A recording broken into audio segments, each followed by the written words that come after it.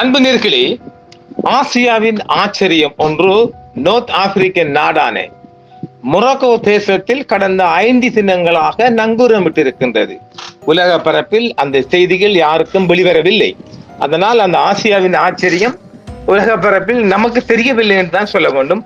ஆசிய நாடுகளில் அது என்ன ஆசியாவின் ஆச்சரியம்? ஆம், இலங்கையின் அரகல தற்பொழுது 5 தினங்களாக மொரோக்கோவின் நங்கூரமிட்டு ஒரு பேயாட்டம் ஆடிக்கொண்டிருக்கின்றது.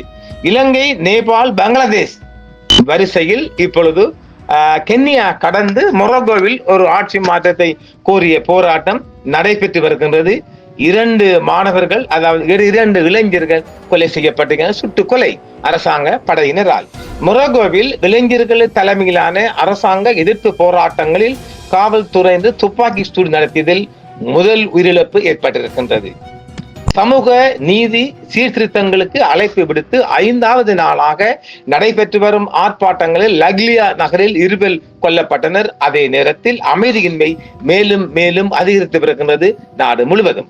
மொரோக்கோவின் இளைஞர்கள் தலைமையிலான அரசாங்க எதிர்ப்பு ஆர்ப்பாட்டங்களில் காவல்துறையினர் துப்பாக்கி சூடு நடத்தியதில் முதல் இறப்பு சமூக நீதி சீர்திருத்தங்களுக்கு அழைப்பு விடுத்து 5வது நாளில் லக்லியா நகரில் 2 பேர் சுட்டுக் கொல்லப்பட்டுள்ளனர். மொரோக்கோவின் இளைஞர்கள் தலைமையிலான அரசாங்க எதிர்ப்பு ஆர்ப்பாட்டங்களில் காவல்துறை துப்பாக்கி சூடு நடத்தியதில் முதல் இறப்பு என்று அந்த 2 இறப்புகளும் பதிவு செய்யப்பட்டிருக்கின்றது. தெற்கு மொரோக்கோ நகரமான லக்லியாவில் புதன்கிழமை இரவு ஆர்ப்பாட்டத்தின் போது பாதுகாப்பு படையினர் போராட்டக்காரர்கள் மீது துப்பாக்கி சூடு நடத்தியதில் 2 பேர் கொல்லப்பட்டதாகவே அங்கிருந்து கிடைக்கும் செய்திகள் தெரிவிக்கின்றது. சமூக நீதி சீர்திருத்தங்களுக்கான அழைப்பாக தொடங்கிய அரசாங்க எதிர்ப்பு ஆர்ப்பாட்டங்கள் கொடிய திருப்பத்தை எடுத்திருப்பதால் தற்பாதுகாப்புக்காக செயல்பட்டது காவல்துறையினரால் 2 பேர் கொல்லப்பட்டதாகவே உள்ளூர் அதிகாரிகள் தெரிவித்திருக்கின்றார்கள். பாதுகாப்பு படையினரின் வசதிகளுக்குள் அந்த குழு நுழைவதை தடுக்க கண்ணீர் புகைகள் வீச தவறியதால் பாதுகாப்பு படையினரின் துப்பாக்கிகளை பயன்படுத்தியதாக உள்ளூர் அதிகாரிகள் தெரிவிக்கின்றனர். கத்திகளுடன் ஆயுதம் ஏந்திய அந்த குழு வசதியின் ஒரு பகுதிக்கும் ஒரு வாகனத்திற்கும் தீ வைத்ததாக உள்ளூர் அதிகாரிகள் தெரிவித்திருக்கின்றனர்.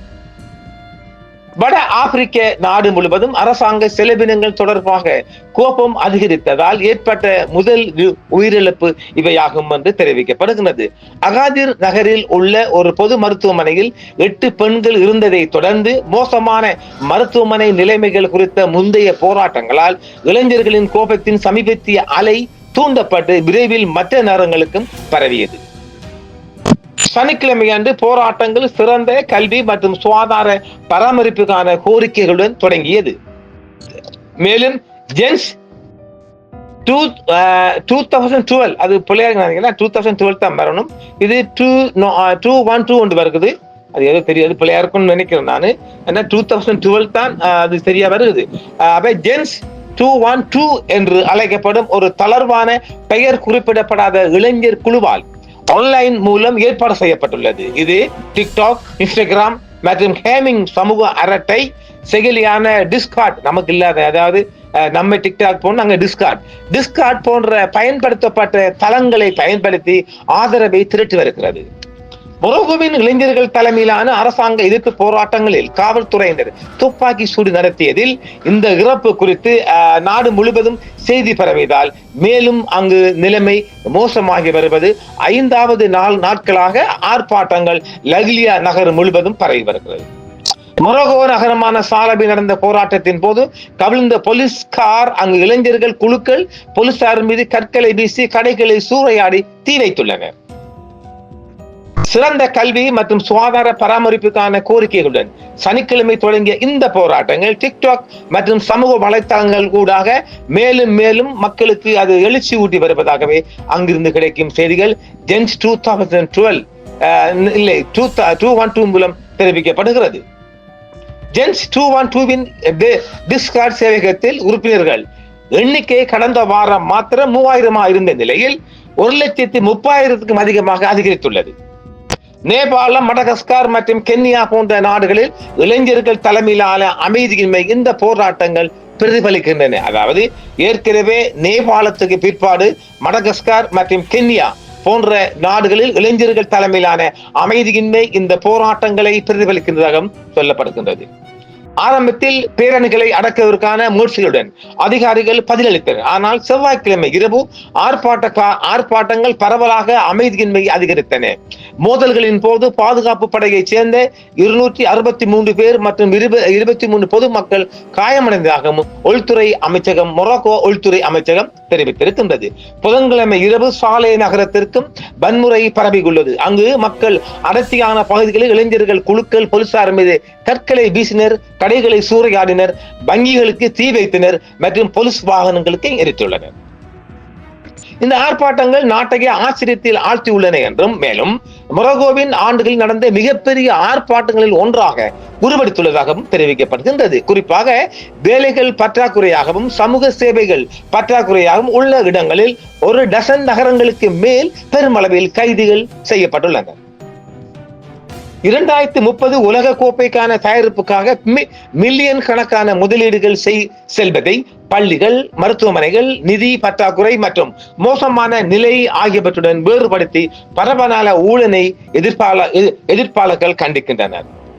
காவல்துறை ஆயுதங்களை கைப்பற்ற முயன்ற போதுதான் தற்பாதுகாப்புக்காக செயல்பட்டதாக காவல்துறையினர் சொல்லப்பட்டிருந்தது.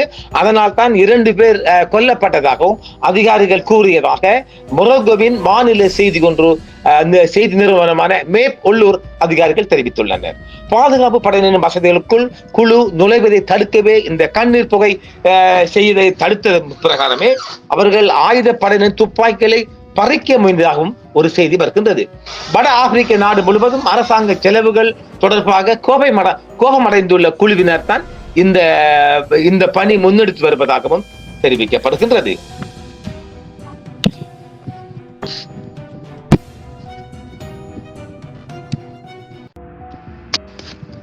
சிறந்த கல்வி மற்றும் சுகாதார பராமரிப்புக்கான கோரிக்கையுடன் தொடங்கிய மொரோக்கோ போராட்டம் நாடு முழுவதும் பரவி வருகின்றதாகவே அங்கு செய்திகள் தெரிவிக்கின்றன. போராட்டக்காரர்கள் பரவலான ஊழலாக கருதுவதாக கண்டிக்கின்றனர்.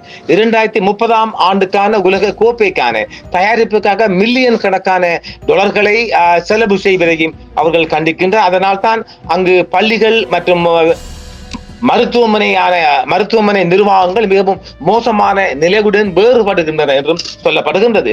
நாடு முழுவதும் கட்டுமானம் அல்லது புதுப்பித்தல் அல்லது உள்ள அரங்கங்களை சுட்டிக்காட்டி போராட்டக்காரர்கள் அரங்கங்கள் இங்கே உள்ளன, ஆனால் மருத்துவமனைகள் எங்கே என்று கோஷமிட்டனர் மற்றும் அன்றாட மக்களின் செலவில் பரவலான ஊழல் இருப்பதாக குற்றம் சாட்டி வருகின்றனர். இந்த இணைப்பு மொரோக்கோவில் நிலவும் ஆழமான ஏற்றத்தாழ்வுகளுக்கு கவனத்தை ஈர்த்துள்ளது. சில அளவீடுகளின்படி விரைவான வளர்ச்சி இருந்த போதிலும் பல மொரோக்கோ மக்கள் அதன் சீரற்ற தன்மையால் ஏமாற்றம் அடைந்துள்ளனர். பொது உட்கட்டமைப்பை விட உலக கோப்பை செலவினங்களுக்கு முன்னுரிமை அளிப்பதை அதிகாரிகள் மறுத்துள்ளனர். சுகாதாரத்துறை எதிர்கொள்ளும் பிரச்சனைகள் முந்தைய அரசாங்கங்களிலிருந்து பெறப்பட்டவை என்றும் கூறுகின்றனர்.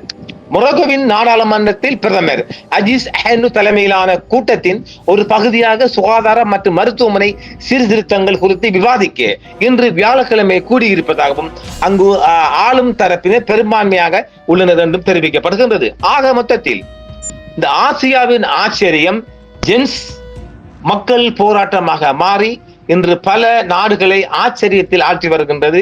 எப்பதான் இந்த இலங்கைக்காரன் ஒரு அறக்கலை ஆரம்பிச்சுட்டானோ அப்பப்பா அது எங்க எல்லாம் போய் சேருது பாருங்க. இதுவரைக்கும் ஒரு 8-9 நாடுகளுக்கு கால் வச்சிட்டு அந்த வரிசையில் மீண்டும் நாம் எதிர்பார்ப்பது ஆசிய நாட்டுக்குள், எமது ஆசிய நாட்டுக்குள் பாகிஸ்தான், இந்தியா நாட்டுக்குள் இப்பொழுது இந்தியாவும் தொடர்ந்து அதாவது நடைபெற்று வருகின்ற காஷ்மீர் பக்கங்களில் ஊடாக. எனவே நாம் மீண்டும் இந்த ஆர்ப்பாட்டத்தை நாம் ஆதரிக்கவில்லை. ஆனால் அரசாங்கங்கள் மக்களின் நியாயமான, நாங்கள் அடிக்கடி சொல்லுவதானே, எந்த நாட்டு அரசாங்கம் என்றாலும் அரசாங்கங்கள் மக்கள் கோரிக்கைகளை மறுக்கின்ற போது அல்லது இரும்பு கரம் கொண்டு அடக்கின்ற போது இந்த ஜென்ஸ் போராட்டம் தலை தூக்கும் என்பதில் ஆச்சரியமில்லை. இலங்கையின் ஒரு சிங்கள நாட்டிலிருந்து இத்தனை நாடுகளுக்கு போனது ஏனைய நாடுகளுக்கு தாவம் விடுமா? தாவும். பார்ப்போம். நன்றி நேயர்களே. என்றும் உங்களுடன் சன்ரைஸ் இந்தியா டிவி சப்ஸ்கிரைப் பண்ணுங்கள், பெல் பட்டனையும் கிளிக் செய்யுங்கள். உங்கள் ஆதரவே எங்கள் சேவை. ஆதரவு தாருங்கள், அரவணைப்போம். மறக்காம சர்ப்ரைஸ் பண்ணுங்க. Thank you.